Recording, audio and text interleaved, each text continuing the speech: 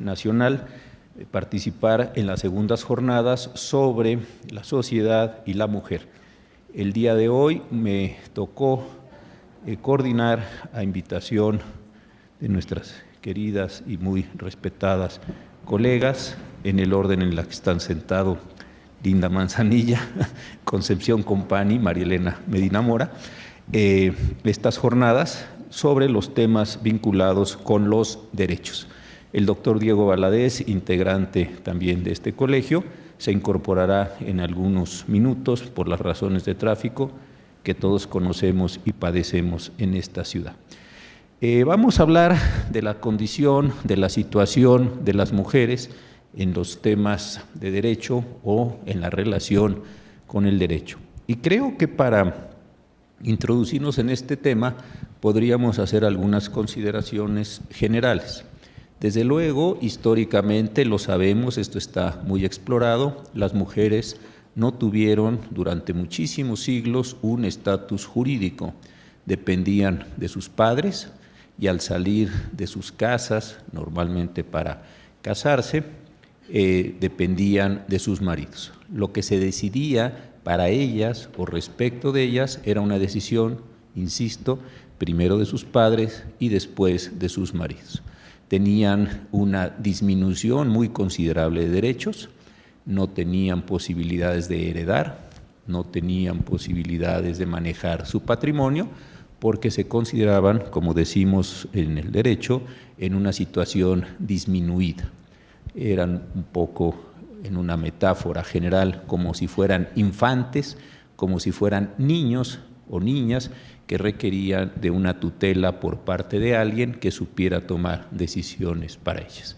Esto, desde luego, ha venido transformándose a lo largo de la historia y entramos, estoy yendo muy a prisa, en la evolución, en una etapa en la que los derechos se universalizaron y aquello que se predicaba para los hombres también se comenzó a predicar para las mujeres. Es decir, si los hombres tenían derechos como la expresión, la asociación o la reunión, o las creencias o la libertad religiosa, las mujeres podían acceder también a esta situación. Posteriormente, lo sabemos todos, a finales del siglo XIX empiezan procesos históricos muy importantes en materia laboral, en materia de liberación de las condiciones laborales y también de acceso al voto, que es uno de los procesos históricos más conocidos en esta condición. Cuando regresamos de la Segunda Guerra Mundial como género humano, como raza humana, lo que nos encontramos es en una proliferación muy grande de los derechos. Se fragmentaron, se generaron nuevas condiciones jurídicas a través de declaraciones, tratados, convenciones, textos constitucionales, y me parece que ahí entramos en una etapa nueva, muy importante, pero todavía bajo la idea de la universalidad de los derechos. Lo que se predicaba de los hombres también era predicable de las mujeres. Y durante algún tiempo esta forma de universalización pareció una gran conquista y pareció que efectivamente se estaba generando una igualación. Lo que me parece que estamos enfrentando en la actualidad es una particularización de la universalidad. Y es decir, hombres y mujeres tenemos derecho, los mismos derechos, pero tenemos que encontrar condiciones materiales distintas de realización porque nuestras condiciones sociales son también diferenciadas. Si bien todos tenemos un derecho al trabajo, a un empleo digno, remunerado, las condiciones de trabajo de hombres y mujeres, desde luego, son bien distintas. Si tenemos también algunos otros derechos por condiciones de nuestro sexo, de nuestro género, se ha empezado a construir ya desde hace algunos años algunas diferencias muy importantes para particularizar estos derechos. Entonces, creo que hoy en día lo que estamos viviendo es un acomodo muy grande de cómo derechos que son universales tienen o debieran tener formas distintas de acomodo, formas distintas de realización, dependiendo si el titular, que lo está ejerciendo es un hombre o una mujer. Y aquí sí estamos en un momento histórico muy importante en este tránsito, en este jaloneo en estas materias. Para hablar de estos temas he invitado, desde luego, a su vez invitación de las coordinadoras, al doctor Diego Valadez, que insisto llegará en unos momentos, pero también a dos personas que tengo un enorme cariño por ellas, además de muchísima admiración, debo presumirlo, las dos fueron alumnas en el Departamento de Derecho del ITAM, muy destacadas las dos, además con la oportunidad ambas de haber trabajado en su momento en la Suprema Corte, después haber ido a hacer sus estudios de posgrado y después haber regresado para constituirse en dos secretarias de estudio y cuenta, que en el contexto de la Corte son quienes nos preparan todos los proyectos de sentencia que ustedes pueden ver y conocer. Tanto Luz Helena Orozco como Patricia del Arenal son,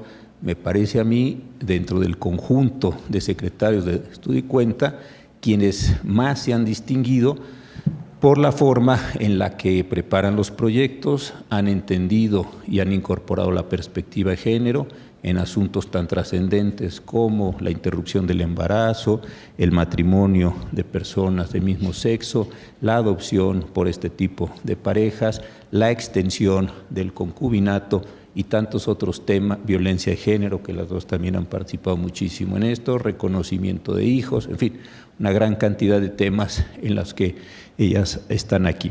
Entonces les voy a dar de verdad, y agradeciéndole muchísimo a las dos, no de ahora, sino de tantos años de tanto trabajo juntos, el que hagan su exposición.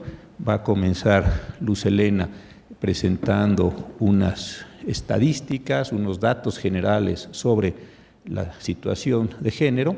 Posteriormente, Patricia presentará un conjunto de decisiones que hemos tomado en la Suprema Corte, insisto mucho por lo que ella ha propuesto y ha construido en materia de derecho penal, y cuando llegue el doctor Valadez, pues como no sé muy bien de qué va a hablar, será una sorpresa interesante para todos nosotros en su charla. Entonces, si me haces favor, Luz Helena, de comenzar y ahí vamos avanzando. Muchísimas gracias por sus palabras, doctor Cosío. Quiero iniciar con un muy sentido agradecimiento a la doctora Company, a la doctora Manzanilla y a la doctora Medina Mora por su generosa invitación para participar en estas jornadas. Celebro enormemente que el colegio abra sus puertas para hacer este espacio de reflexión sobre la situación de las mujeres en México, y me honra profundamente además compartir la mesa, bueno, no es una mesa en realidad, compartir esta pequeña sala con tan destacados juristas. La primera pregunta que yo haría sería: ¿por qué sigue siendo pertinente hacer mesas de violencia, discriminación en el empleo, exclusión, salud, exclusivamente relacionados con mujeres? Que estos temas no afectan a todos los mexicanos, pues probablemente sí, ¿no? Entonces, ¿qué caso tiene enfocarnos exclusivamente en la mitad de la población? Y la respuesta es muy sencilla. A pesar de que el sistema de género afecta tanto a hombres como a mujeres, lo cierto es que históricamente han sido las mujeres las que más han sido excluidas de ciertos bienes sociales a partir de esta matriz cultural que es el género. Las mujeres estamos menos educadas, estamos peor alimentadas, tenemos menos acceso a cargos de dirección y a cargos públicos, y sufrimos una especie muy específica de violencia en razón de nuestro sexo. Entonces, por supuesto que es importante seguir hablando del tema. Ahora, ¿por qué persiste esta brecha de género? Y sobre todo, ¿cuál es el papel que tiene el derecho en la disminución de esta brecha o en su permanencia? Y la pregunta es muy interesante porque una de las denuncias feministas más relevantes es justamente que el derecho reproduce la desigualdad entre hombres y mujeres, que el derecho, en términos feministas, es un instrumento patriarcal. Ahora, ¿puede también el derecho ser un factor de cambio social? ¿Puede en algún momento jugar a favor de nosotras? Yo quisiera hacer un muy breve diagnóstico.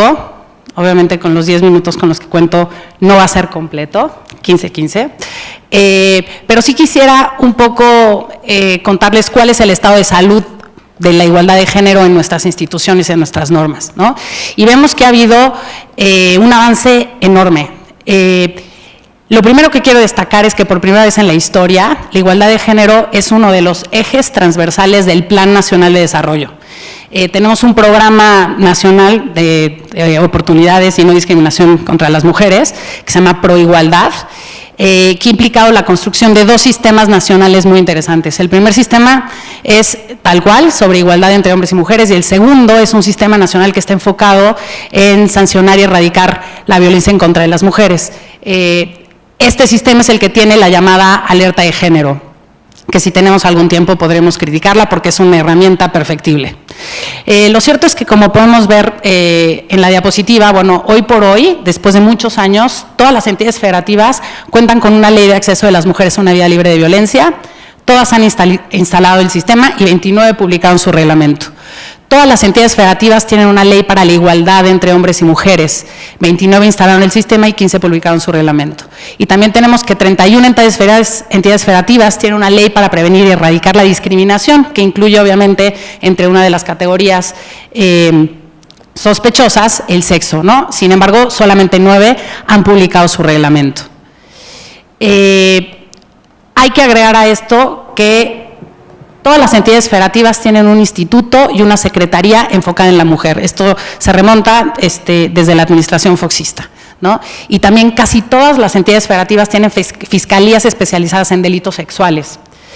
En el caso de nuestros órganos legislativos, creo que una de las reformas más relevantes fue la que llevó en el 2014 el presidente Peña, a rango constitucional la obligación de los partidos políticos de registrar candidaturas en paridad de género. Pues, por primera vez en la historia tenemos una Cámara de Diputados que está compuesta por con un porcentaje de 42% de mujeres. Y en el caso del Senado llega a ser un 34%. Si tomamos en cuenta que en el año 2000 el Senado estaba integrado únicamente por 15% de mujeres, pues podemos percibir obviamente el avance, ¿no? Desde la Administración de Justicia hay que destacar que desde el 2008 se creó un programa de equidad de género en el Poder Judicial de la Federación, que ha tenido la intención de sensibilizar y capacitar a los funcionarios judiciales para que al impartir justicia lo hagan desde la perspectiva de género. Entonces, ¿qué podemos decir de esto? Bueno, yo destacaría que ya per se es un triunfo de la movilización de las mujeres insertar el tema de la igualdad en la agenda pública, en los 3 niveles de gobierno y en los 3 poderes de la Unión. Esto ha implicado la generación de un montón de datos desagregados en razón de sexo. Tenemos ahora estadísticas que pueden ser muy valiosas para justamente evaluar las políticas públicas que está realizando el Estado mexicano. Sin embargo, no hemos logrado, y esto sí me parece una carencia, y ahora voy a hablar un poco de los desafíos que tenemos adelante, no hemos logrado generar indicadores específicos para analizar cuáles son los beneficios que han traído pues todo este entramado institucional y normativo tan complejo, ¿no? Tenemos un montón de normas y todavía no sabemos bien a bien cómo esto se va a aterrizar propiamente en cerrar la brecha de género que estamos hablando, ¿no? Y bueno, yo notaría un par de cuestiones. Cuando nosotros nos aproximamos a este entramado normativo, notamos 2 cuestiones. Uno, que está en buena medida centrado el tema de género en la violencia contra las mujeres. Y no quisiera menospreciar en lo absoluto, ya la maestra del Arenal se va a encargar de dimensionar el problema, pero creo que desafortunadamente hemos recurrido demasiado al derecho penal como única vía correctiva para entender el problema de la violencia. Y no nada más es esto, que esta concentración en el tema de la violencia ha ido en detrimento de otros temas que me parecen también torales para cerrar la brecha de género. Entonces, se nos hizo mucho hincapié en que diéramos cifras, y yo quiero decirles cómo estamos más en términos generales en cuanto a la brecha de género, ¿no? Y bueno, hay datos muy interesantes. La participación económica de las mujeres sigue siendo de un 43% respecto de un 77% de los hombres. El tiempo dedicado a las labores domésticas y de cuidado, y esto lo sabemos gracias a una muy interesante encuesta, que es la Encuesta Nacional del Uso del Tiempo, es el triple respecto de los pares varones, ¿no? Las mujeres se dedican a labores de crianza, pero no únicamente a las labores de cuidado de niños, sino también de personas con discapacidad y también con adultos mayores en muchísimo mayor medida que sus pares hombres. ¿Y qué significa esto? Que obviamente hay un impacto en su vida laboral y obviamente en la participación que pueden tener en la esfera pública, ¿no? Hay otro dato que me parece muy interesante, y es que la brecha salarial, o sea, por mismo tipo de trabajo, las mujeres y los hombres ganan diferente. Ahora está en un 18%, pero en ciertos sectores llega a ser un 30%, ¿no? Y tenemos, por último, que de acuerdo con cifras de InMujeres, de 27 mujeres de cada 100 sufre algún tipo de acoso, hostigamiento, normalmente de tipo sexual, pero también discriminación por embarazo, y eso no lo hemos logrado erradicar, y también es forma parte de la agenda pendiente, ¿no? Y por último, otro dato, y con esto termino, pero creo que también es muy ilustrativo, es cómo estamos con independencia de los órganos, de los órganos legislativos, ¿no? Tenemos 3 secretarias de Estado de 18, únicamente 2 ministras de 11 posibles, 13 embajadoras de 77 en el servicio exterior, una gobernadora. Entonces, hemos llegado a tener más, pero actualmente solamente tenemos una gobernadora en territorio nacional, y donde más atraso notamos es a nivel municipal, donde únicamente la presencia de las mujeres en las presidencias municipales no llega ni a un 16%, ¿no? Entonces, bueno, podemos preguntarnos, a pesar de todo este entramado normativo, vemos que ya la Administración Pública Federal lo tiene, bueno, de manera transversal, la integración de nuestros órganos legislativos, desde el Poder Judicial se están haciendo cosas. ¿Qué es lo que pasa? ¿Por qué seguimos teniendo esta brecha de género? Y yo estimo que hay 2 factores sobre los que habría que reflexionar. Un primer factor es que obviamente las normas no alteran la realidad per se, ¿no? Algo que escribía justamente el doctor Cosío hace un par de días es que los derechos humanos, esta narrativa, para lograr aterrizarla se necesitan condiciones institucionales.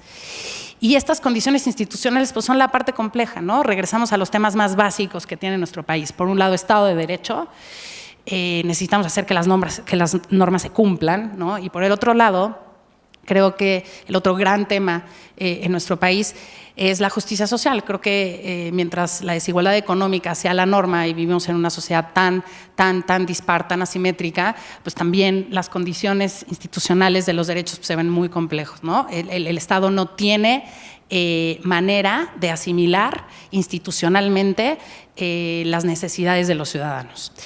Esa sería una primera cuestión que me llama la atención. Doctor, por favor. Buenas tardes. Y un segundo aspecto que creo que hay que tomar en cuenta es que finalmente estamos hablando de procesos culturales muy complejos, que no van a cambiar de la noche a la mañana, ¿no?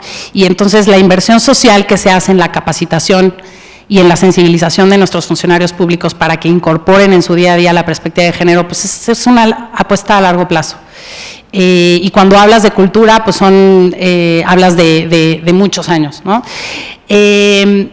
Aún así, yo no quisiera irme sin decir un par de propuestas que creo que han faltado en la agenda, por supuesto que ha habido esfuerzos, pero creo que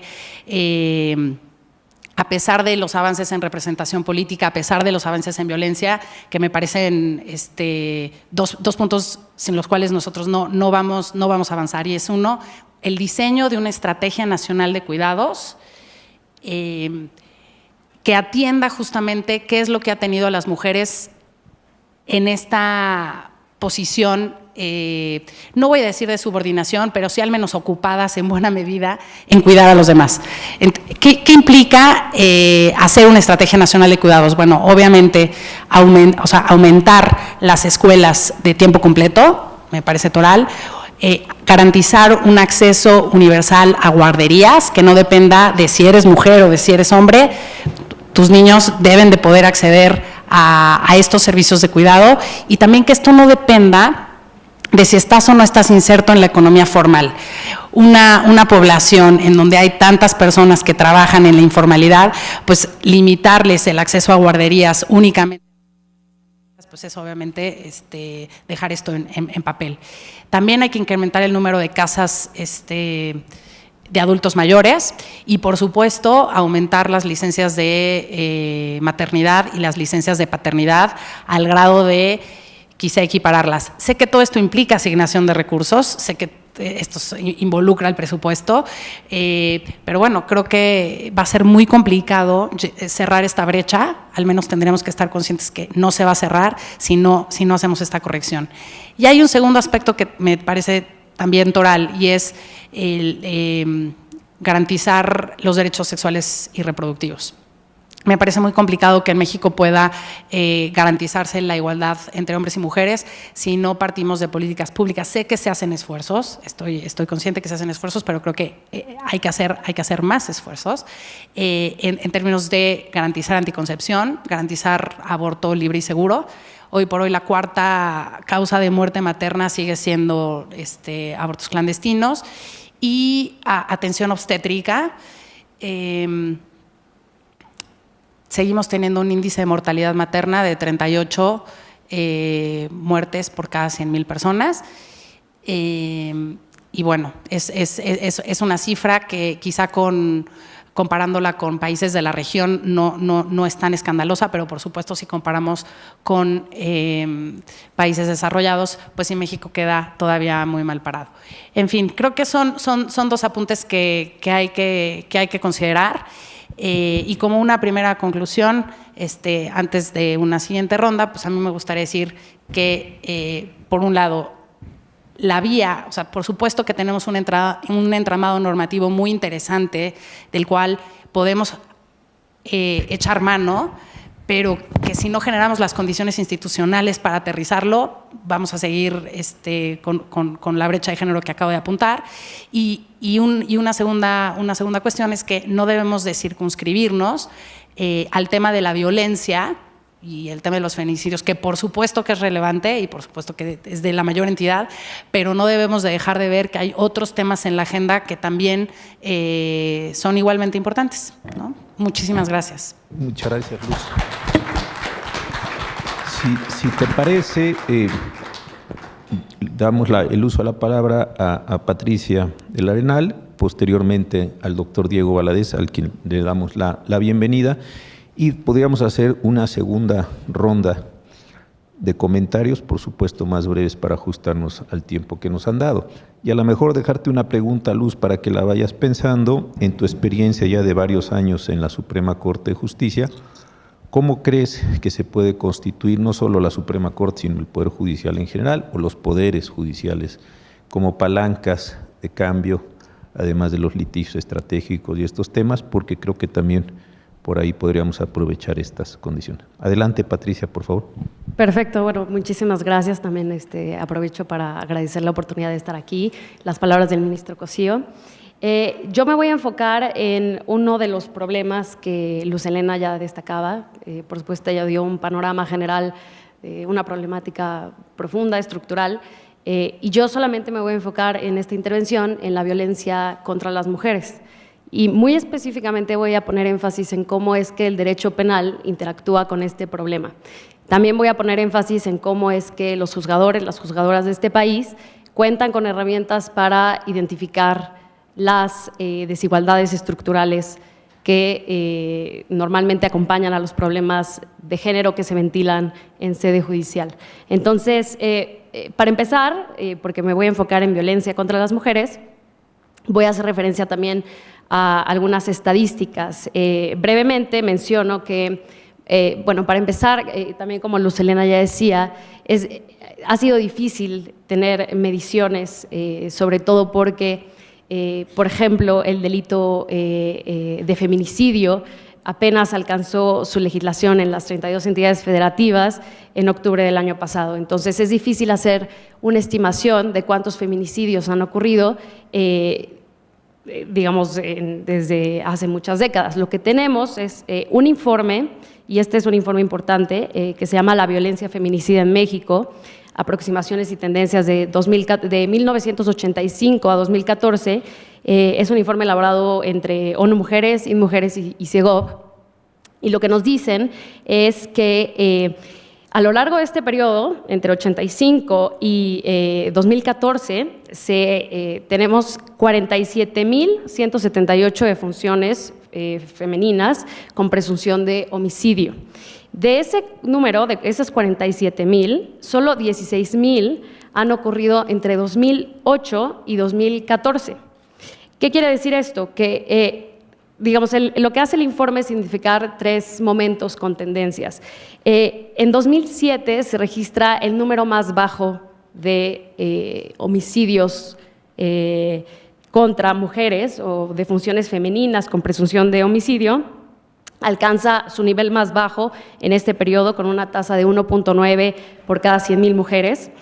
Y después, entre 2008 y 2012, vemos un incremento muy inusual, digamos que no se había registrado antes, es un incremento del 138%, alcanza su cúspide en 2012, es el año más violento, con una tasa de 4.6 defunciones de esta naturaleza por cada 100.000 mujeres. Entonces, ese repunte es obviamente muy importante, nos dice cómo están las cosas en términos de violencia contra las mujeres, pero ahora, si pensamos ya en los datos que sí se registran como feminicidio en cuanto tal, pues tenemos que en 2015, según el Secretariado Ejecutivo del Sistema Nacional de Seguridad Pública, tenemos 389 casos, luego en 2016 580 y en 2017 671. Como pueden ver, la tendencia es la misma, es un incremento. También, de acuerdo con el informe que ya mencionaba antes, llama mucho la atención que este incremento de homicidios refleja que también sube aquellos que ocurren con medios realmente violentos y en circunstancias de violencia doméstica. Entonces, digamos, estos son los datos duros con los que podemos empezar a ver por qué hay un problema y por qué es necesaria esta reflexión. Ahora, sí me gustaría entonces poner énfasis en cómo es que el Poder Judicial y específicamente la Suprema Corte ha identificado un problema de esta naturaleza. Y no solo la Suprema Corte, porque también, y quiero destacar esto, por supuesto el Estado mexicano ha sido sentenciado, por decirlo así, ha sido condenado en Corte Interamericana en al menos 3 casos por un problema estructural de violencia contra las mujeres.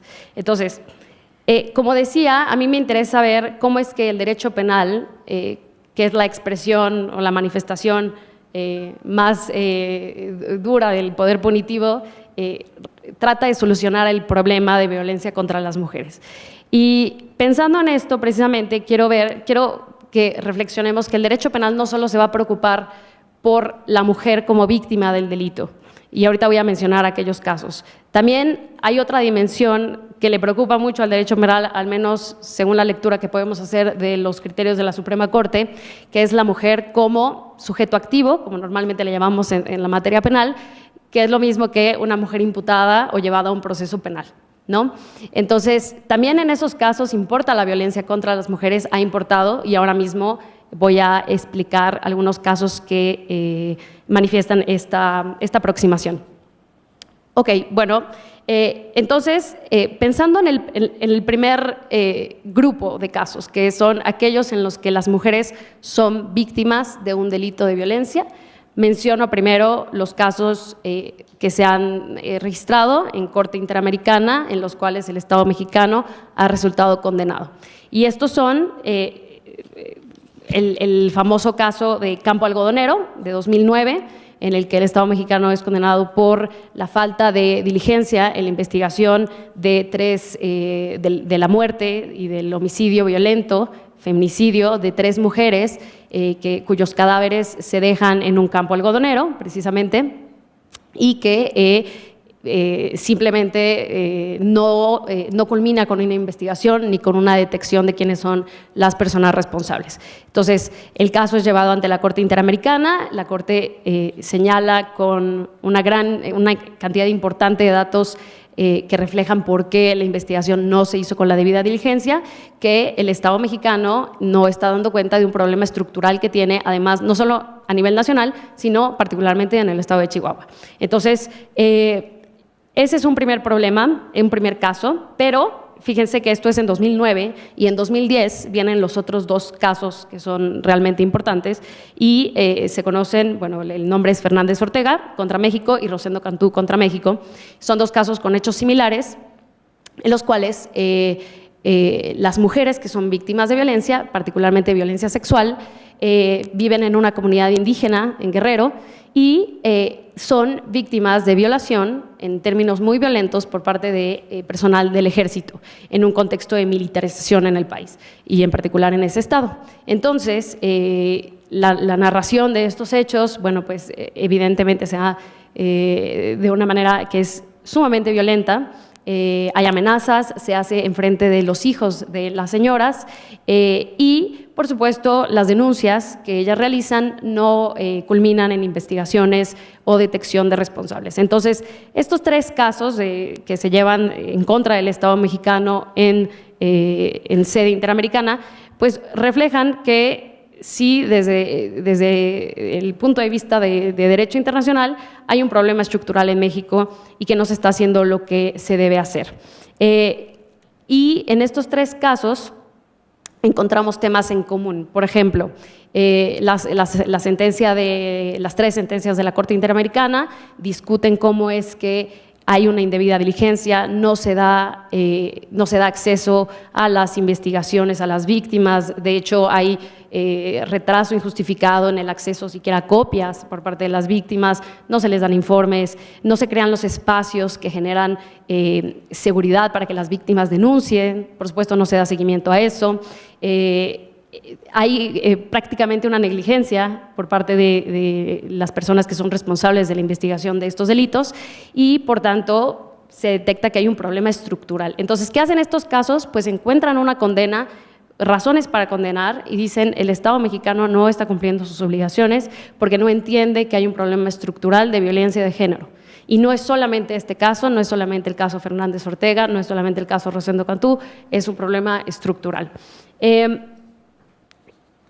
Por supuesto, estas sentencias valen mucho la pena para quienes están interesados en entender con mayor profundidad por qué desde el derecho internacional se pueden empezar a hacer estas críticas de cómo es que funciona una sociedad y cuáles son los patrones culturales. Me parece que es muy rica en la detección de estereotipos que se asignan normalmente en estas situaciones por ejemplo, en el caso de Fernández Ortega y Rosendo Cantú, de cómo convergen ciertos problemas, como, por supuesto, la discriminación por no solo sexo y género, sino también por pertenencia a una comunidad indígena, racial y social, ¿no? Entonces, me parece que son sentencias muy ricas en ese sentido, pero que y aquí paso a la parte de cómo la Suprema Corte lo ha hecho, esto no ha quedado ignorado, ¿no? La Suprema Corte ha tenido también oportunidad de pronunciarse sobre estos problemas y yo mencionaría que la verdad hay un caso muy importante, es el caso conocido ya por el nombre de la víctima, Mariana Lima, es un caso resuelto en 2015 por la primera sala que se especializa en temas penales. Y, por supuesto, lo que se detecta aquí es un problema de feminicidio. ¿Qué ocurre a grandes rasgos en los hechos? Es el homicidio de una mujer que es víctima de violencia por parte de su pareja y la forma en la que se da su feminicidio como tal permitió a la persona, al agresor, encubrir esto en un primer momento como un suicidio. La forma en la que ella fue hallada en su cuarto y al parecer había una nota que expresaba algún deseo en algún sentido que pudiera indicar un suicidio. Entonces él, incluso formaba parte de la Administración de Justicia, él trata de disfrazar esto como un suicidio. ¿Qué pasa? Que el proceso realmente no culmina en nada, se atora, como suele pasar en estos casos, y entonces la madre de la víctima, de Mariana Buendía, acude al amparo y dice esta investigación no es un suicidio, no debe ser un suicidio, esto es un feminicidio y debe verse con perspectiva de género, ¿no? Y entonces, ¿qué hace la Suprema Corte? Precisamente entiende que este es un problema de violencia de género, entiende que hay mucho descuido en la elaboración de lo que en la materia llamamos cadena de custodia, que es la detección de aquellos elementos que permiten en una escena del crimen generar una investigación precisa. Y entonces hay una manipulación de todo esto, hay un sesgo y no se logra nunca entender a partir del expediente, no se logra armar una historia que dé cuenta de la violencia que ella padeció como mujer en una situación de violencia doméstica. Entonces, ¿qué hace la sentencia? Básicamente revoca para efectos de que el Ministerio Público cambie el enfoque de la investigación y lo trate como un problema de violencia de género. Y sí es un caso bien importante porque además de que habla de derecho a la verdad, que es el derecho de las víctimas de conocer qué está pasando, en este caso el caso de la madre que quería entender qué había pasado con su hija, también habla otra vez de estos estereotipos de género que tenemos y de las desigualdades que existen estructuralmente en el país y que a veces no logran ser parte de una investigación y que se hace con ciertas formalidades, pero que no tienen esa visión de que aquí hay un problema estructural. Ese es un primer caso que yo diría muy importante y sigo en la línea de pensando solamente en mujeres como víctima del delito, ¿no? Hay otro caso importante, más reciente, de la ponencia del ministro Cosío, sobre hostigamiento sexual, y es un caso bien importante porque justamente da estándares, me parece, siguiendo mucho este referente de Corte Interamericana, de cómo debe valorarse el dicho de una víctima, ¿no? De cómo valorar el dicho de una mujer tratándose de delitos que ocurren, se entiende que son de realización oculta, como sería el hostigamiento sexual, precisamente. Y me parece que con este caso se da un importante precedente para que se generen mayores denuncias, para que quede más claro cómo es que una mujer debe ser tratada en una investigación cuando está alegando haber sido hostigada sexualmente en el área laboral. Tengo más casos sobre el tema. Creo que el problema de mujeres como víctimas del delito es algo que sigue ocurriendo, tenemos varios casos, pero quisiera enfocarme en lo que queda de tiempo en casos que tienen que ver con lo que decía antes, la mujer como imputada de un delito. La mujer imputada de un delito, aquí también importa el tema de violencia de género. Y entonces voy a hacer referencia a dos casos de la Suprema Corte también, que me parece son muy interesantes en cómo se introduce lo que llamamos perspectiva de género o juzgar con perspectiva de género. Uno de ellos, también de la ponencia del ministro Cosío, es el ADR 2468 de 2015. Perdón por los números, sé que eso no les indica nada, pero esa es la forma en la que nosotros solemos llamar a nuestros casos. Y ¿qué pasa en estos hechos? Es una mujer que está teniendo relaciones sexuales con su pareja sentimental en una situación, en su casa, en su domicilio, llega otra persona que al parecer es también su pareja sentimental y los descubre y bueno, hay un problema, hay una escena de celos. La persona que entra al hogar decide que, bueno, ejecuta acciones de violencia y amenazas en contra de ella y de la persona con la que ella estaba. A esta persona la empieza a torturar, la quema, hay una serie de cosas que quizás no son necesarias narrar, pero es una descripción muy violenta de un homicidio cruel. Y en algún momento ella sale de ese domicilio con las amenazas que su pareja le estaba generando, ¿no? Entonces, ¿qué ocurre en este caso? Pues ella es procesada por el delito de homicidio junto con la persona que comete el homicidio de su pareja sentimental. ¿Y por qué es procesada? Bueno, porque el artículo 17 del Código Penal del Estado de Hidalgo establece que en delitos de resultado material debe responder del resultado típico quien tiene el deber jurídico de evitarlo. Se entiende que ella, de acuerdo con los tribunales, tenía el deber jurídico de evitar ese homicidio y que también tenía el deber jurídico de denunciar ante el MP, ante el Ministerio Público, perdón, pese a las amenazas que había recibido por parte de la persona que ejecutó el homicidio en cuanto tal. Entonces, ¿qué pasa? Que llega el caso ante la Corte y es condenada por el delito de homicidio y llega ante la Corte y dice, pues aquí me tienen que juzgar con perspectiva de género porque yo fui víctima de amenazas en ese momento mismo y además no se tiene claridad de qué fue exactamente lo que hice, cómo es que el caso dependía de mí, cómo es que yo podía evitar ese homicidio. Y la Corte efectivamente le da la razón y dice, aquí hay que juzgar con perspectiva de género y hay que entender que ella no tenía, según la narrativa de hechos que se tiene probada, un deber para evitar ese homicidio. Y parece haber un reproche por parte del tribunal colegiado en el sentido de que ella estaba realizando una conducta sexual indebida. Parece haber un reproche en ese sentido porque en algún momento dice algo así como ella sabía la razón por la cual eso iba a pasar, ¿no? Entonces, ¿qué dice la Corte? Dice, aquí este reproche es completamente indebido y entonces aprovecha una oportunidad la Corte para decir, justamente en este tipo de casos es donde debemos entender que los estereotipos de género no pueden funcionar para reprochar, y menos penalmente, a una persona.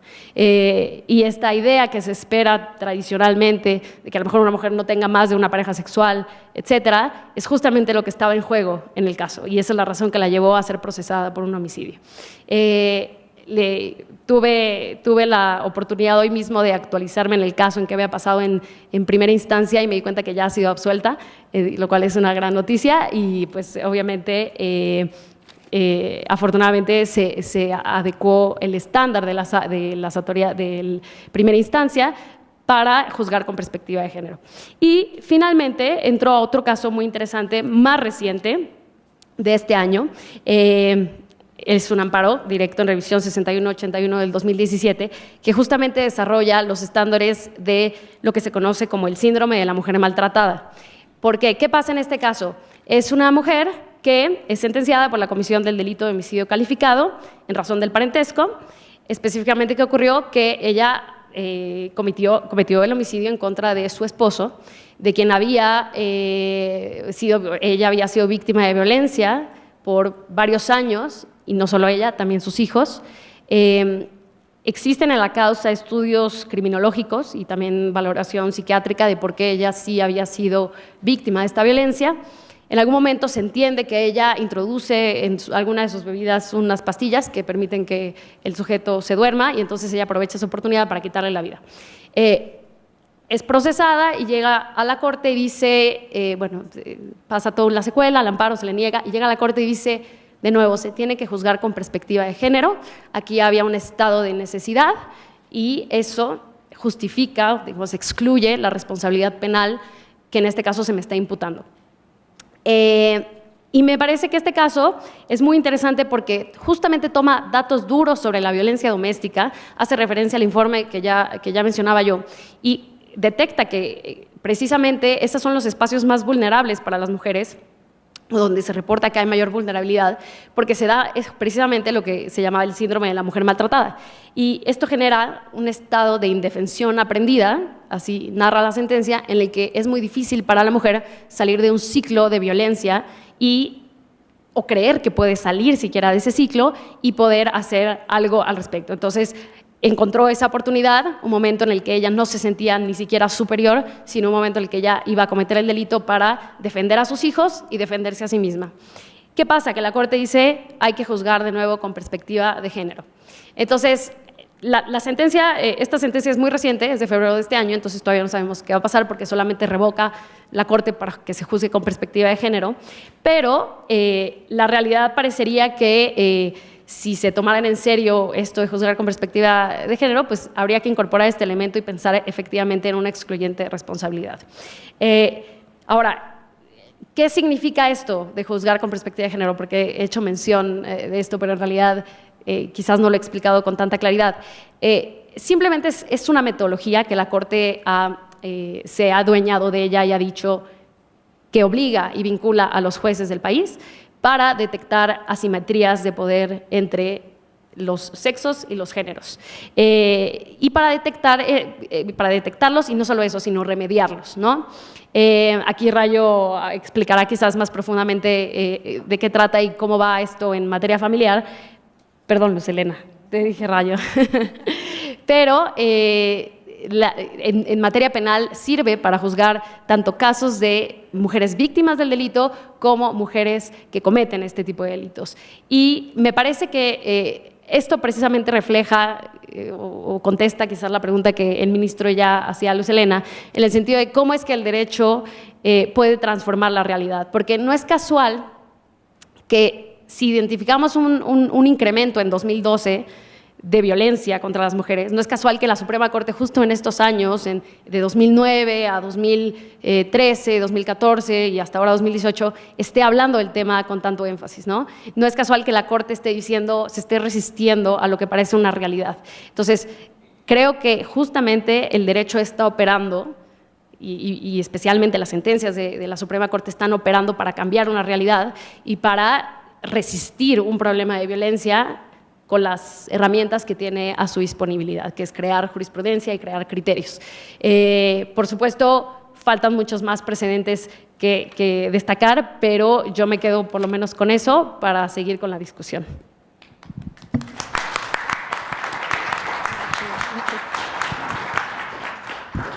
Yo, hace algunos años, no muchos, cuando Mary Beard sacó el premio Princesa de Asturias, en una entrevista en Letras Libres hizo una afirmación que a mí me pareció increíblemente compleja y decía que los romanos, siendo ella experta en la historia de Roma, entendían que el proceso civilizatorio, los romanos entendían el proceso civilizatorio como el ejercicio de violencia contra las mujeres. Me parece una frase increíble, que después la retoma en el manifiesto que sacó hace unos meses en este sentido. ¿Qué te parece si en la segunda posibilidad vemos esta idea y si tú crees que el derecho hoy, con las herramientas que tiene, más allá de sus condiciones de aplicación, de su practicidad, tiene posibilidades de detener, ya sería deseable prevenir y desde luego revertir esos procesos de violencia, o no son suficientes, más allá de la perspectiva de género y todas las herramientas que tú conoces muy bien, estos procesos tan importantes que se están generando en el país. Y me da mucho gusto nuevamente recibir al doctor Diego Valadez. Como les había yo informado, estaba detenido ahí en algún problema de tráfico que afortunadamente se resolvió bien y pronto, de forma tal que le cedo el uso de la palabra. Por favor, querido Diego. Muchas gracias, querido doctor Cosío, moderador de esta mesa.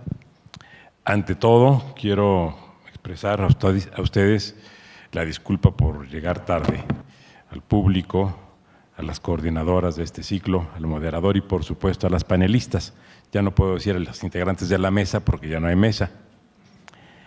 Desde luego para mí es un privilegio haber llegado, aunque ustedes habrían ganado mucho más de no haber sido ese el caso, porque entonces las panelistas habrían tenido más tiempo para expresar estas importantísimas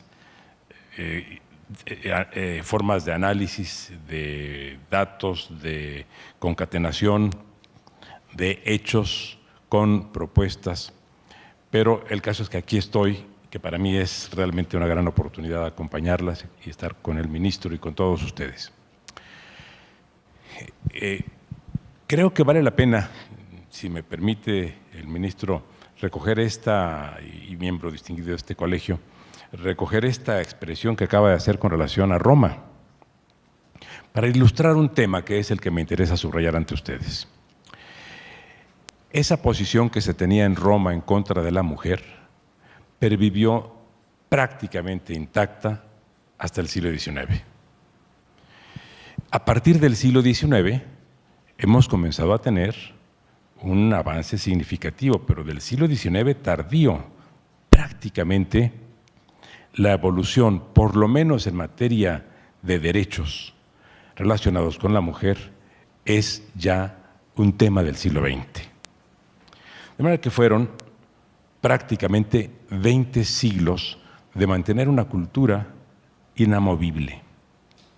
Vaya, con elementos tan pintorescos, permítanme ustedes que traiga a colación esto, que en Roma, que acaba de mencionar el doctor Cosío, estaba prohibido a la mujer ingerir bebidas alcohólicas, pero no para preservar su salud,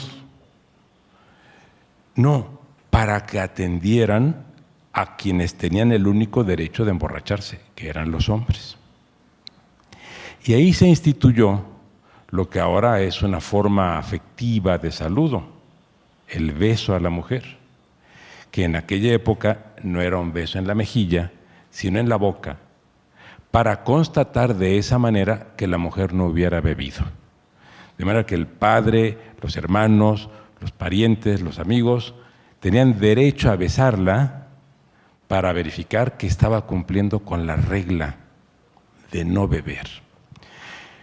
Vean ustedes, son 20 siglos, por tanto, de marginación, más los que se acumulan hacia atrás con accidentes, porque la doctora Manzanilla podrá también rectificarme en cuanto a las épocas o periodos en los que la estructura del Estado fue regida por criterios matriarcales.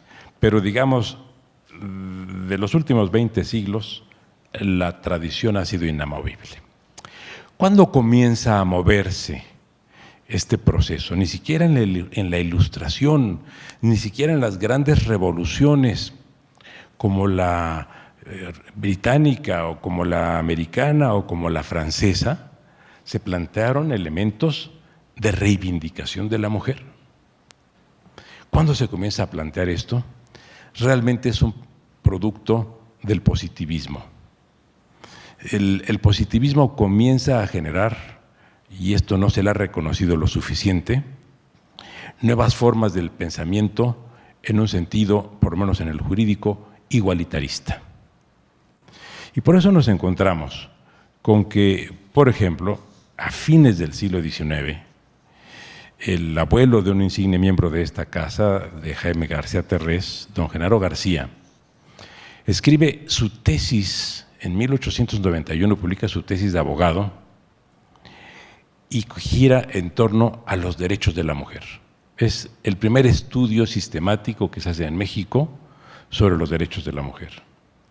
Y allí reconoce la realidad y la describe, señalando, entre otras cosas, que la educación que se daba a la mujer en ese momento era una educación para la servidumbre, que la mujer estaba, decía literalmente, aprisionada con los grillos de la inferioridad política y civil que le pone el Estado. Los grillos eran los grilletes, lo que ahora llamamos grilletes, y abogaba porque se le dieran a la mujer derechos de carácter político, que pudiera participar como electora y que pudiera participar como funcionaria, como una condición para mejorar la vida general de la administración pública.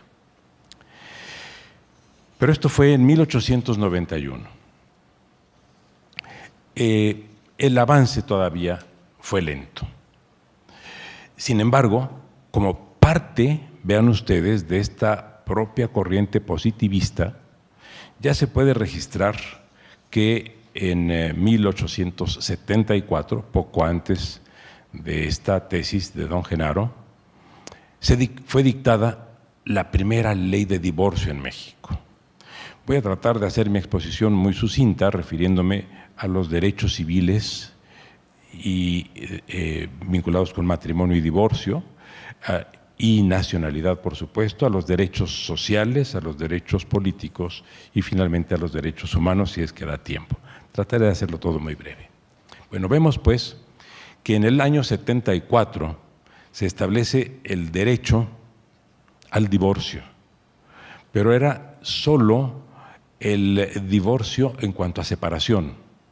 El divorcio vincular, esto es, la posibilidad de que quedara disuelto el matrimonio y pudieran contraer nuevas nupcias cualquiera de los dos integrantes de la pareja, solo se produjo hasta 1914.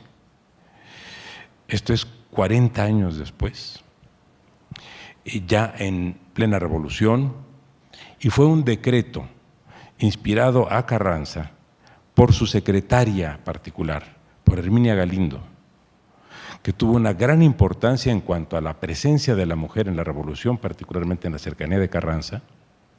En la revolución constitucionalista fueron dadas de alta con grado militar, incluso una coronela, numerosas mujeres, aunque una vez establecida la Constitución y entrada en vigor, en mayo de 1917 fueron anulados todos los grados militares otorgados a la mujer durante el periodo de la guerra. Es un caso de ingratitud descomunal.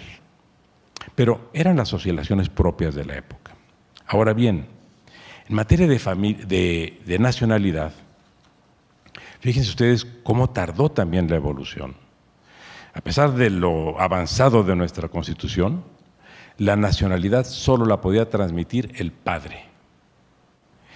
Es solamente hasta 1934, 17 años después de entrada en vigor la Constitución, que se permite a la mujer transmitir la nacionalidad mexicana siempre y cuando el progenitor del correspondiente hijo o de la hija fuera padre desconocido. O sea, solo la madre soltera tenía derecho a la transmisión de nacionalidad. Y solo se corrige este aspecto hasta 1968. Es a partir del 68, apenas hace 50 años, que la mujer mexicana puede transmitir la nacionalidad mexicana a sus vástagos estando casada con un extranjero. En materia de derechos sociales, el tema es también importante. De todas las constituciones mexicanas, la primera que hace referencia a la mujer es la de 1917. Y lo hace precisamente a propósito de los derechos sociales. Es un avance significativo porque apunta fundamentalmente en el sentido de la igualdad.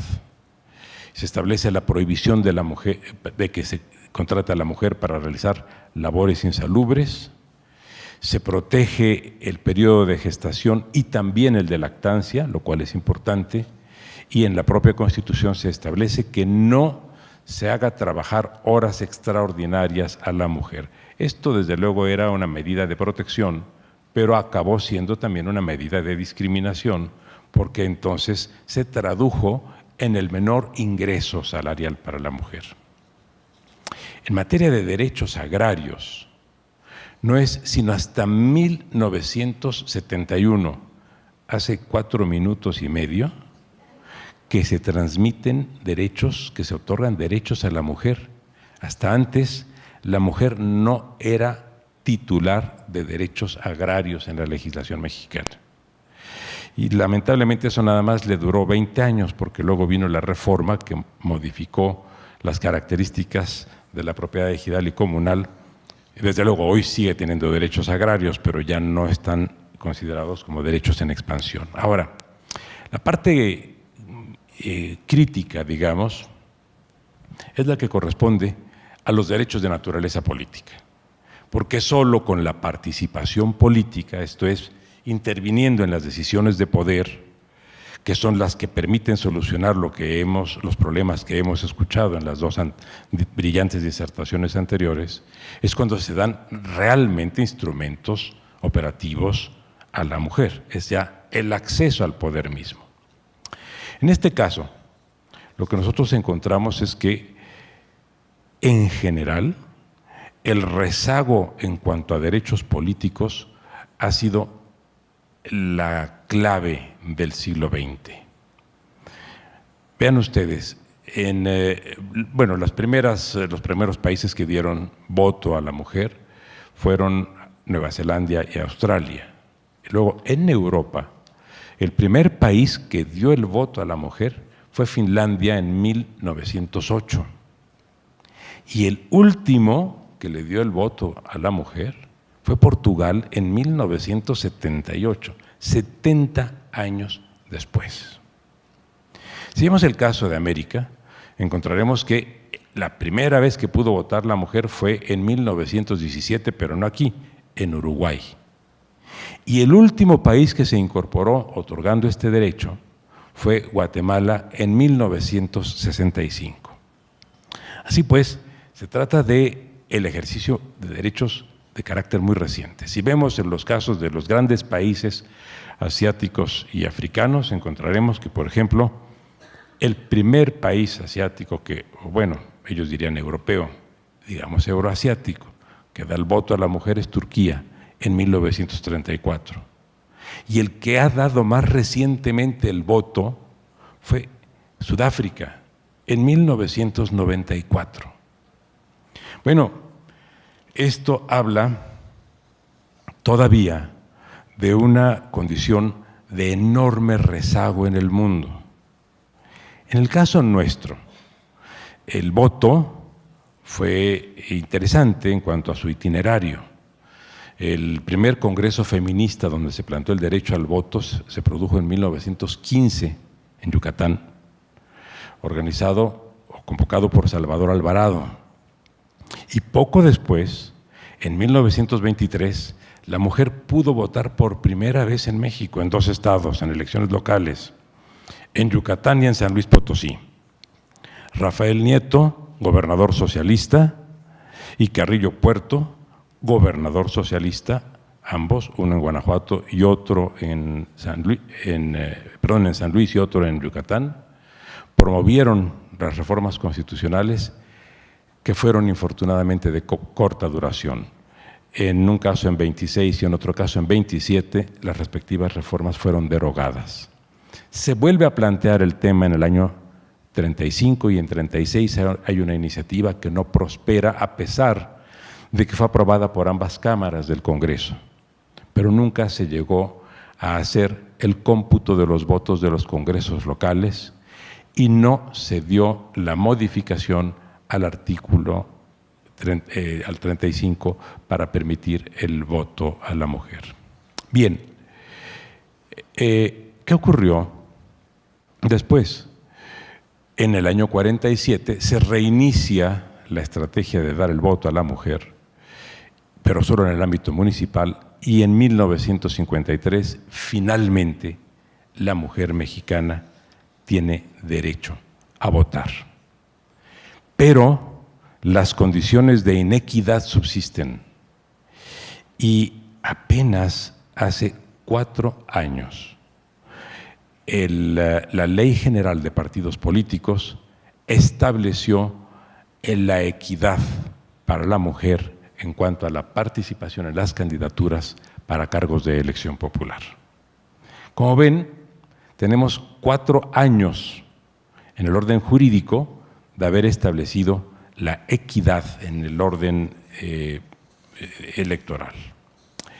Finalmente, en cuanto a derechos humanos, y esta parte, pues digamos, es la que ya fue ampliamente abordada en buena medida por las 2 brillantes comentaristas, tanto por Luz Helena Orozco cuanto por Patricia del Arenal.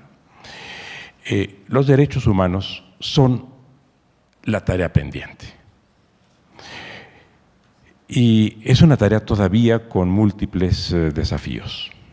Por ejemplo, se mencionó el problema de los feminicidios. Ahora tendremos que adicionar, y esto consultaré a mi gran amiga y maestra Concepción Compani si está bien construido el concepto juvenicidio, tomo las 2 raíces del latín y sigo la misma estrategia formativa que en feminicidio. El feminicidio fue un concepto acuñado en el primer tercio del siglo XIX en Inglaterra, aunque adoptado muy recientemente entre nosotros, y juvenicidio es algo que se nos está imponiendo por una realidad muy cruda. Pero, en fin, hemos avanzado en eso, como ya se subrayó. Pero también, como decías, Luz, el tema del aborto también es un tema en el que se han tenido algunos avances, y en esto hay que reconocer que un miembro de esta institución y también de la Suprema Corte de Justicia ha tenido una función destacadísima, clave, medular para este importante avance en el orden jurídico y en el orden de civilización, como tú mismo referías al principio, refiriéndote a Roma. Pero fíjense ustedes lo que ha pasado y la regresión. Creo que son 20 minutos o eran 15. ¿Eran 15? Entonces serían 18 y medio, si me permiten. Gracias. Fíjense ustedes, la regresión.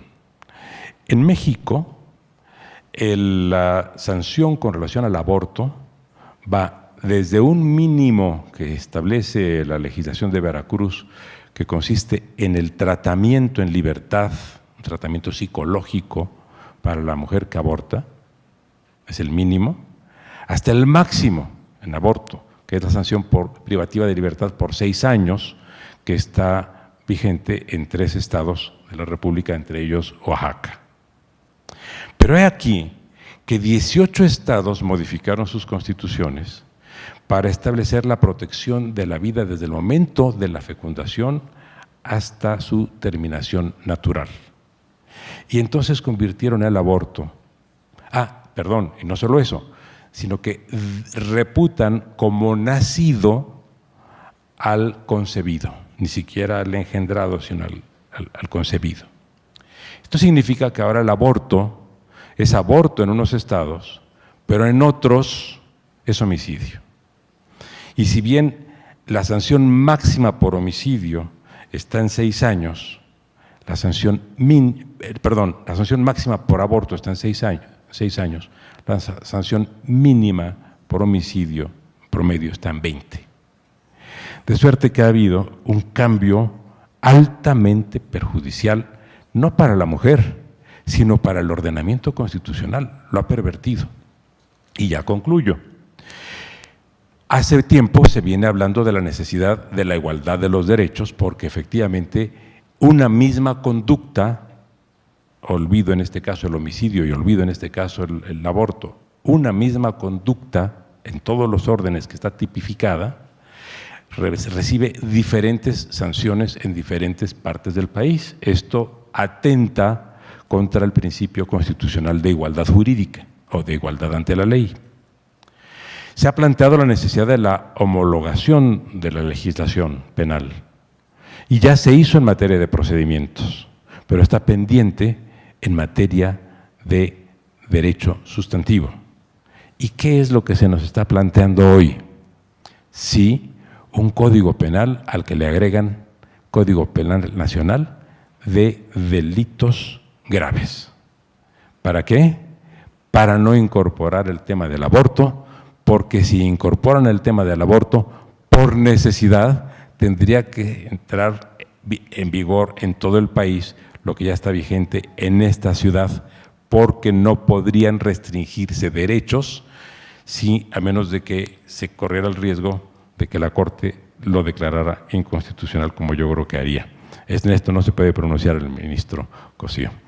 Pero, en fin, está por construir, por tanto, esa legislación nacional, ya que se pedía en las mesas, las organizadoras nos pedían que hiciéramos una propuesta, la legislación nacional para que se homologue el derecho que tienen las mujeres en esta ciudad a ejercer, por lo menos durante un periodo, la libertad sobre su cuerpo y complementar así lo que fue muy bien mencionado por Patricia y también por Luz, los derechos sexuales y reproductivos de la mujer, que son la gran tarea pendiente de nuestro país. Perdón por haber abusado de tu indulgencia, querido moderador, y de ustedes, de su paciencia. Gracias.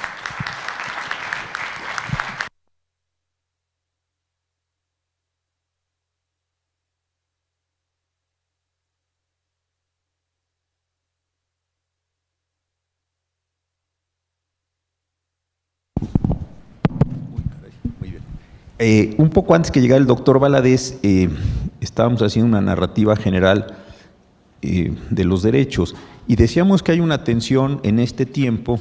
¿Por qué?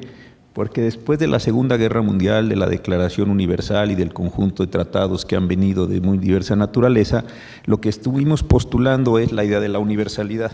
Si los derechos son iguales para todos con independencia de sus condiciones, pero pareciera que hay una tensión en cuanto a generar dentro de la universalidad, y esto parece paradójico, pero creo que no lo es, una particularidad o un particularismo dependiendo de la condición de la mujer. Y creo que el ejemplo que ponía el doctor Valadez es bien interesante.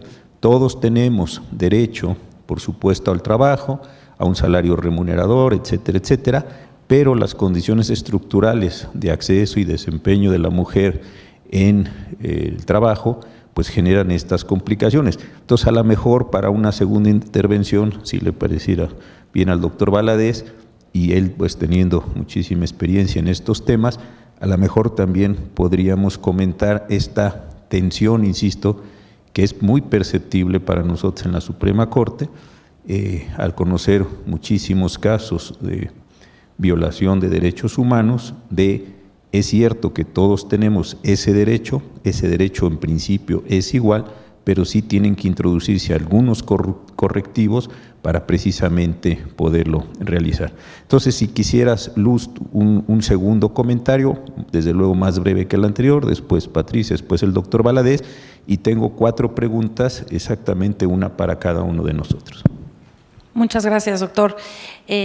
Pues sí, atendiendo a lo que amablemente me preguntó y ahondando un poco más en qué papel podrían, o más bien ya realizan nuestros jueces en cerrar la brecha de género, el papel del Poder Judicial de la Federación, pues como lo comentaba la maestra del Arenal, hemos desarrollado también desde la Corte, y bueno, obviamente hay una base teórica muy rica que habla sobre la perspectiva de género, pero la Corte lo ha manejado como una metodología y hay diversas tesis jurisprudenciales que la describen.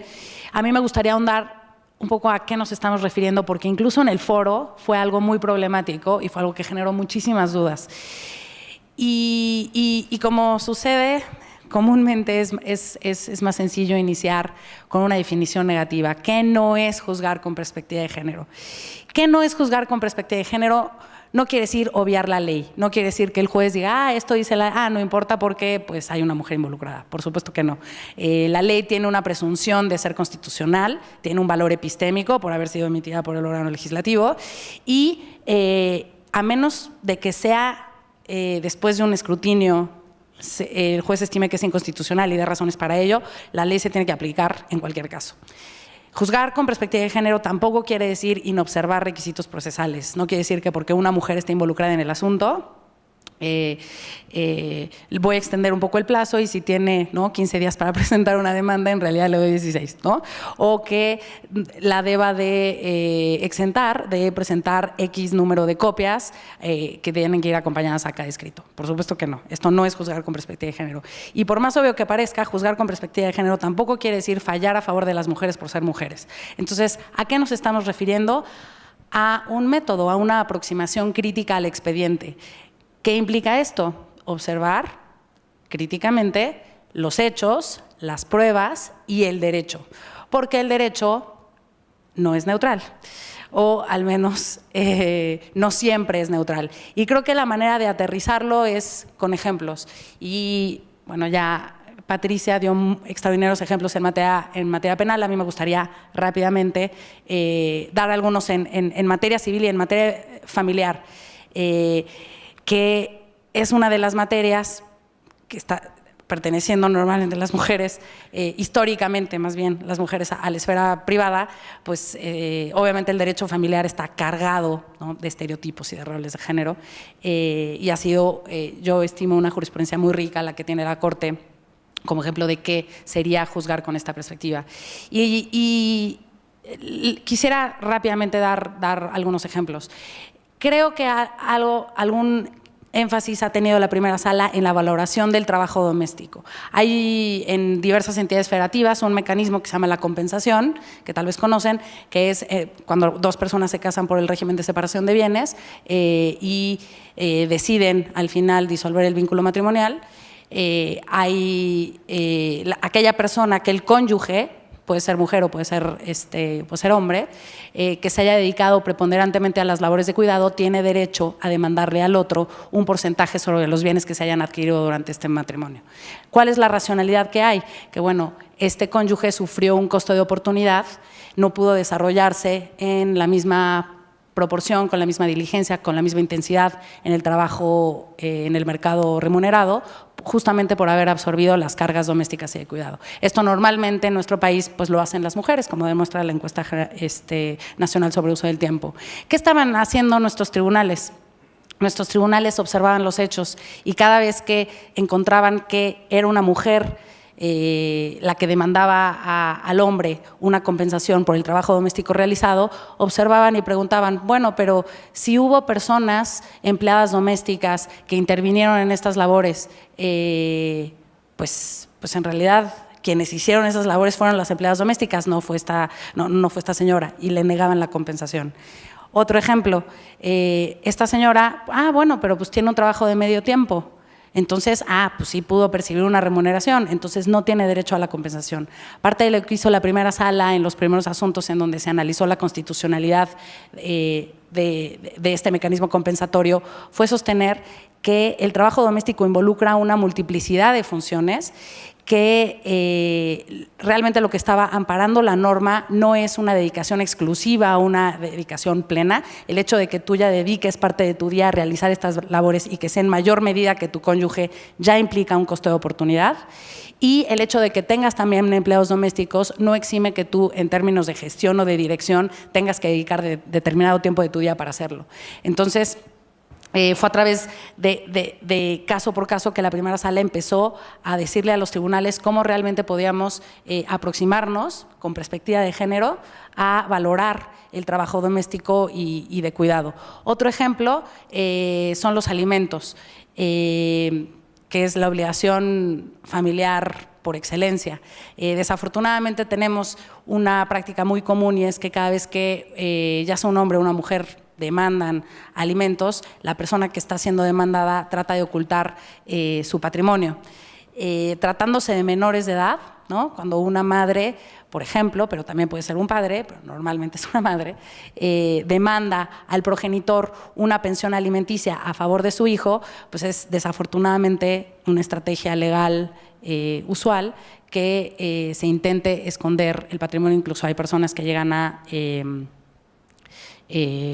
pues a renunciar a su trabajo.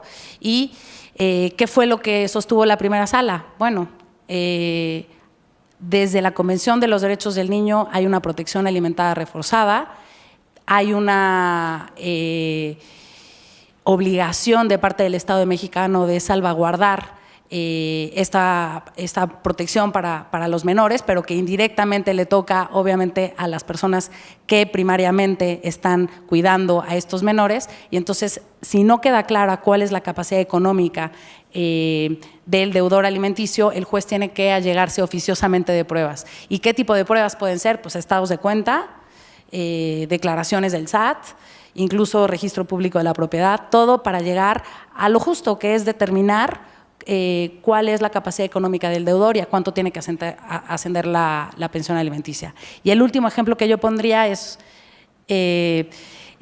un último ejemplo es también la segunda sala, de manera muy reciente, estimó, y yo creo que con una perspectiva de género, en un caso muy terrible de una menor que estaba buscando la interrupción del embarazo por una violación, acudió al Ministerio Público y diversas instituciones no le dieron entrada, se le fue el término, vino a la Ciudad de México, pudo intervenir, al final pudo interrumpir el embarazo, pero lo cierto es que todas las autoridades que estuvieron involucradas al inicio de su petición legítima, porque ahí sí la interrupción del embarazo tratándose de una violación es la única causal que se repite en todo el país y es legal accederlo, pues le fue negada. Entonces lo que hizo la segunda sala fue admitir que esta negativa, este proceder de las autoridades equivale a una violación de derechos humanos y bueno, él estableció que todas las autoridades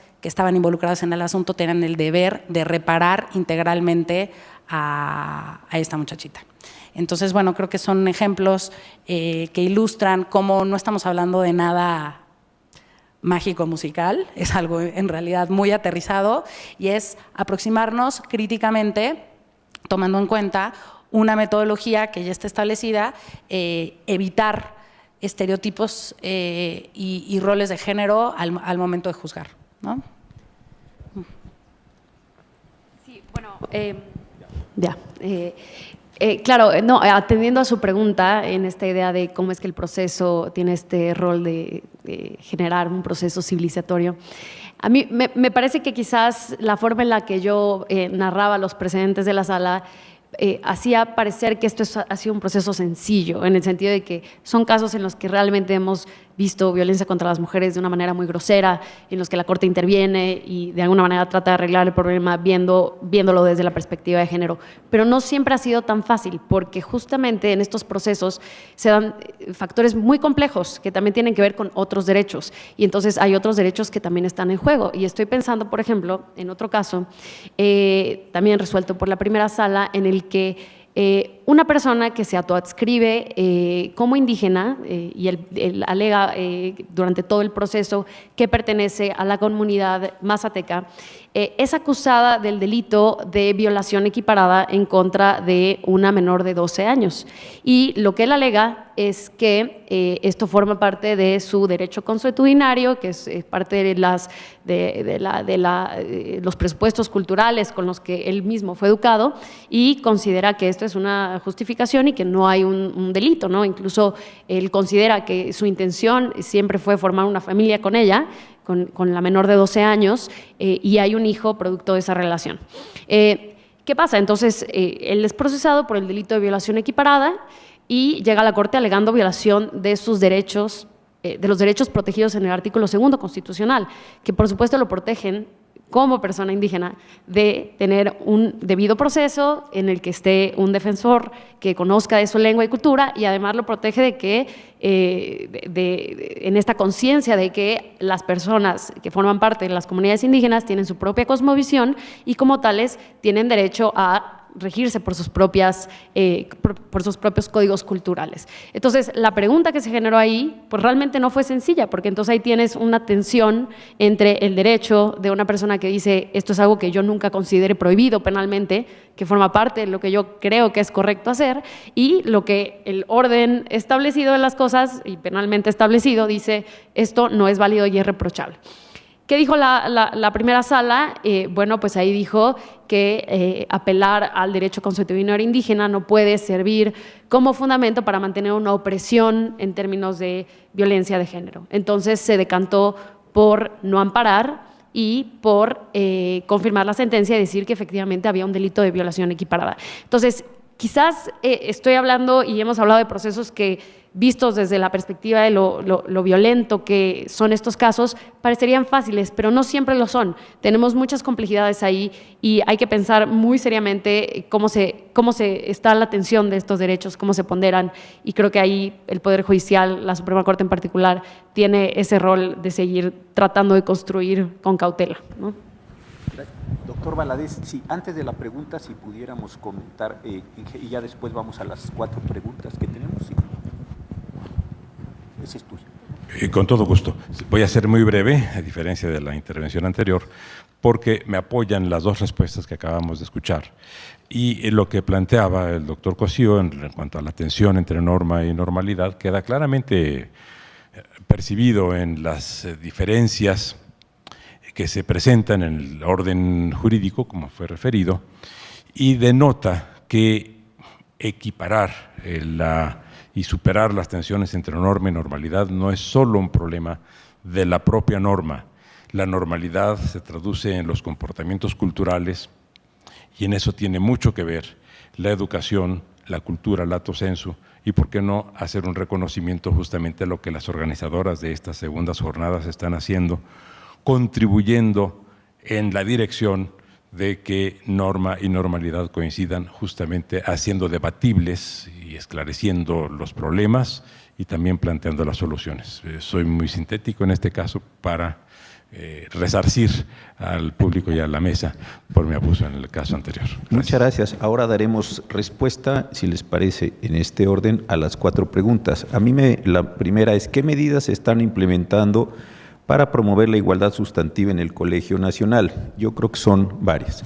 En primer lugar, se está aplicando ya desde hace varios tiempo una política de género transversal. Hemos iniciado un proceso bien interesante, por cierto, en alguna ocasión aquí participó Luz Helena, en cuanto a las formas de comportamiento, las formas de protección respecto de nuestras compañeras. En segundo lugar, también un trabajo de empoderamiento a ellas. En algún momento recibieron, me parece a mí, algunas injurias que no merecían y que eran completamente inadecuadas, pero se ha hecho un trabajo importante con ellas para precisamente entender la centralidad de su posición, y esto me parece que ha sido de la mayor importante.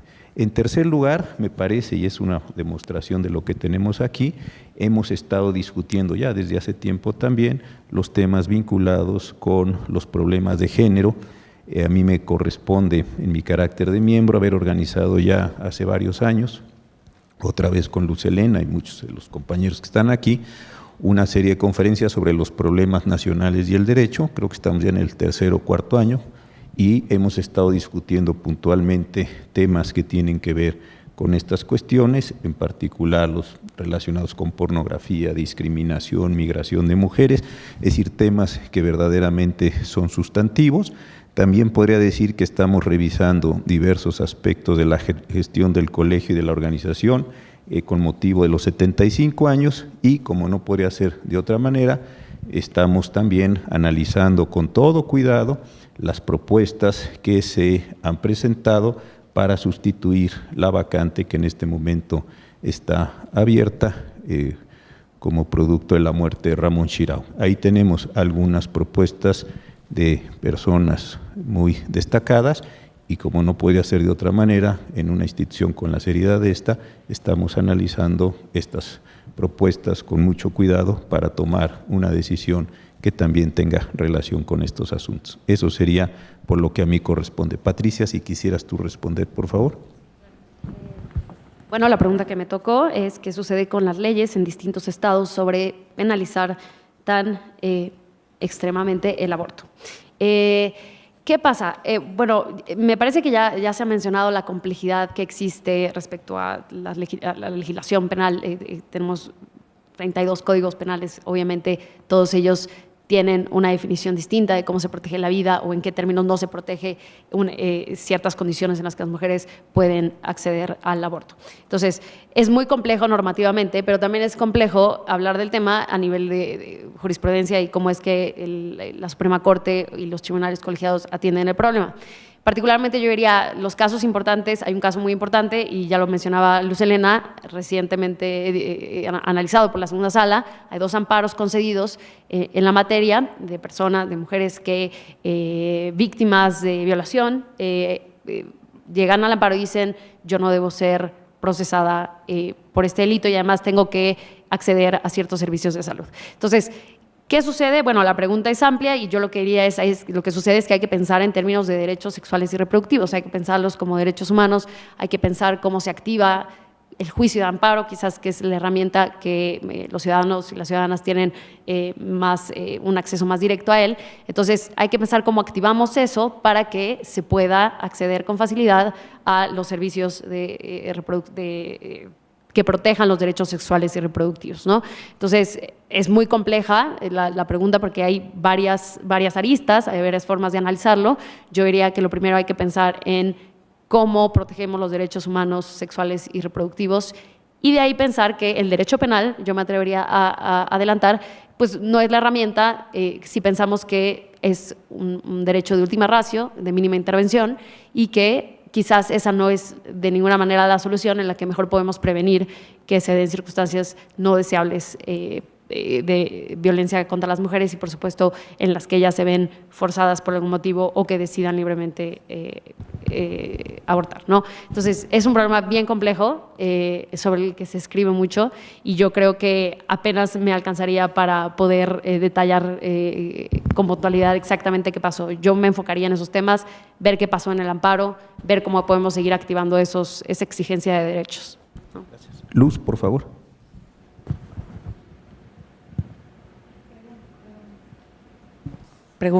Preguntan, ¿qué piensan del hecho cultural religioso en cuanto a la aberrante degradación de la mujer que establecen las religiones semíticas, el judaísmo, el cristianismo, el islamismo? ¿En qué medida siguen produciendo sus nocivos efectos en la sociedad mexicana? Bueno, yo diría que sí es posible rastrear una tradición judeocristiana en el ordenamiento jurídico mexicano. Creo que hay algunas instituciones que demuestran una clara influencia de la posición de la Iglesia. Ya alguna, la narraba el doctor Valadez, el divorcio, por ejemplo, la resistencia que hubo a que se pudiera disolver el matrimonio, pues el origen es que esa unión estaba primero bendecida por Dios.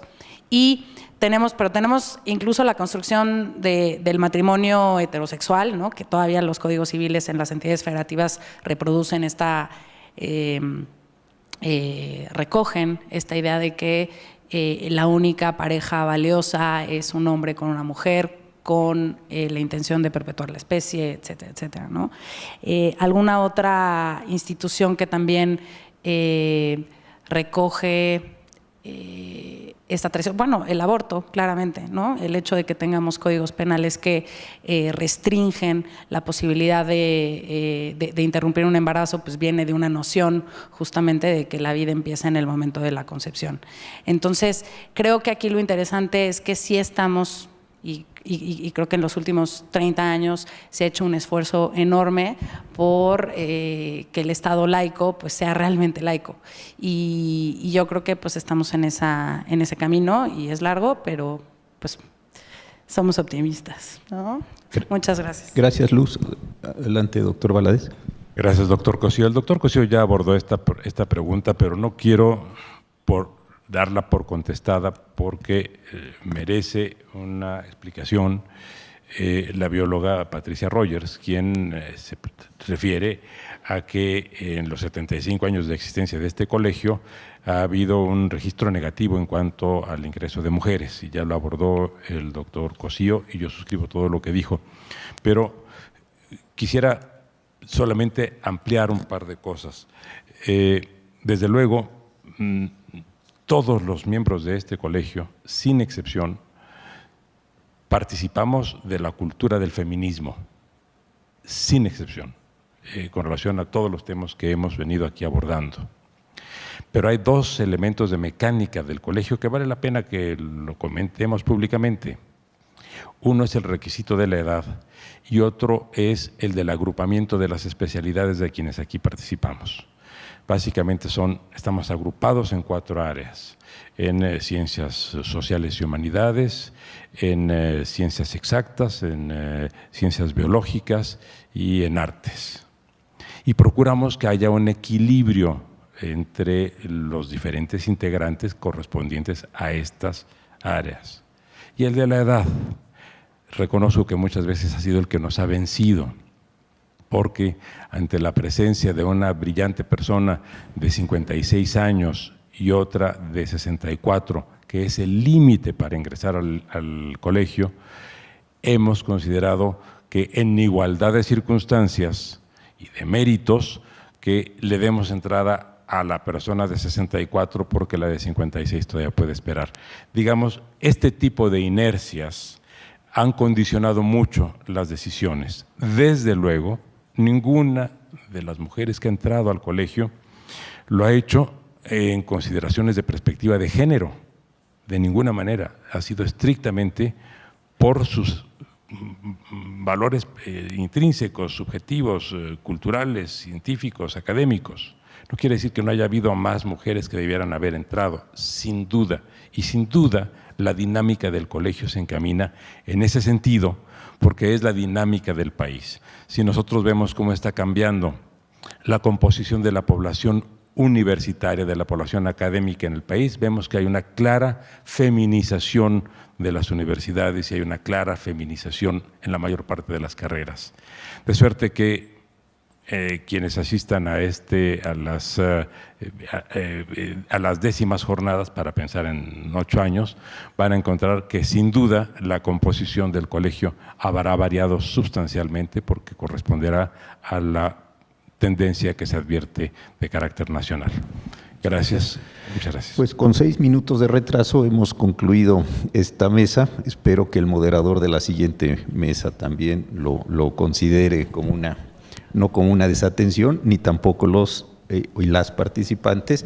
Quiero agradecer a Patricia del Arenal, a Luz Helena Orozco, a Diego Valadez por esta muy interesante perspectiva sobre las condiciones jurídicas de la mujer, básicamente en clave de derechos, y una vez más a mis tres queridas compañeras esta posibilidad de estar aquí frente a ustedes. Hacemos un receso para iniciar en unos momentos más la siguiente mesa.